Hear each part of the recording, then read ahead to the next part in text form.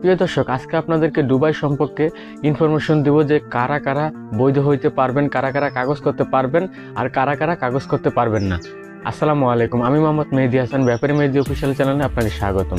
তো দর্শক, আজকের ভিডিওটা কিন্তু আমি দুইটা পার্টে বিভক্ত করব, মানে কারা কারা কাগজ বা বৈধ হইতে পারবেন আর কারা কারা বৈধ হইতে পারবেন না, ঠিক আছে, সাধারণ ক্ষমতার আওতায় থাকতে পারবেন না। তো দর্শক, প্রথমে আমি যদি কারা কারা বৈধ হইতে পারবেন না এই বিষয়গুলো যদি আমি প্রথমে বলি, তাহলে দেখা যাচ্ছে যে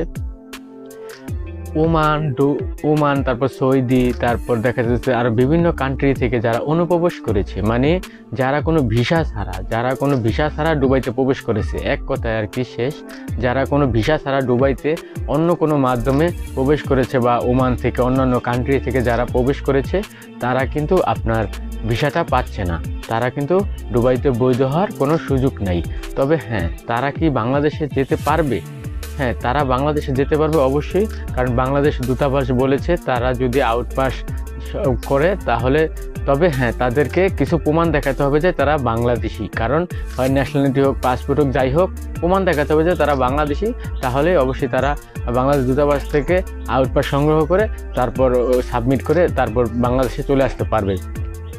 এবং আরেকটা বিষয় হচ্ছে, যাদের নামে কোনো মামলা থাকবে, এলা দুবাই না, আরব কান্ট্রির যে কোনো দেশই হোক, ওমান হোক, সৌদি আরব হোক, কাতার হোক, কুয়েত হোক, যেই জায়গায় হোক, তাদের নামে যদি কোনো মামলা থাকে তাহলেও তারা কাগজ করতে পারবে না বা দুবাইতে বৈধভাবে থাকতে পারবে না, ঠিক আছে।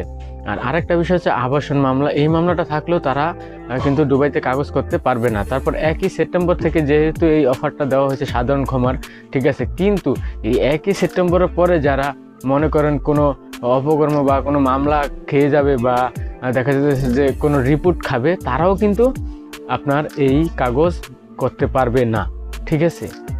এটাই হচ্ছে সবচেয়ে দুঃখজনক বিষয়। তবে হ্যাঁ, আপনি চাইলে বাংলাদেশে চলে আসতে পারবেন যদি আপনার কাছে পাসপোর্ট থাকে, তাহলে আপনি অবশ্যই আউটপাস কাইটা বাংলাদেশে চলে আসতে পারবেন। আর যারা অন্য অন্য দেশ থেকে প্রবেশ করেছেন, পাসপোর্টও নাই, যদি আপনারা প্রমাণ দেখাতে পারেন আপনাদের কাছে ন্যাশনালিটি থাকে, তাহলেও আপনারা বাংলাদেশ দূতাবাসের কথা অনুযায়ী, ওখানে যে বাংলাদেশ দূতাবাস আছে তারাই বলেছে যে যদি সে প্রমাণ করতে পারে সে বাংলাদেশি নাগরিক, তাহলে আমরা তাকে আউটপাসের ব্যবস্থা করে দেব, তারা বাংলাদেশে যেতে পারবে। এবার কথা বলবো কারা কারা দুবাইতে ভিসা করতে পারবেন।